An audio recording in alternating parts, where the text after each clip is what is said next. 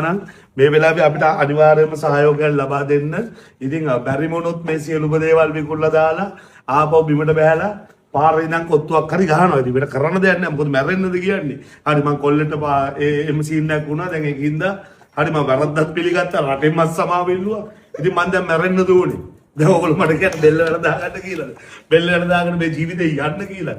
ඉතින් දවසක් හරි අපිට සහයෝගය දෙන්න පුළුවන් නම් මේක තමයි වෙලාව. දැන් ඉඳලා ඔයගොල්ලන්ට පුළුවන් නම් අපේ කඩියකට ගිහලා එකම එක කොත්තුවක් හරි කාලා බීම එකක් හරි කොන්න පුළුවන් නම් ඒක තමයි මම ඔයගොල්ලන්ගෙන් ඉල්ලන අවසාන ඉල්ලීම. මොකද මේ තියෙන දේවල් වලින් ගොඩ එන්න ඔයගොල්ලෝම තමයි මට සපෝට් කරන්න ඕනේ. මට ඒ වැරද්ද හදා ගන්න කැමති.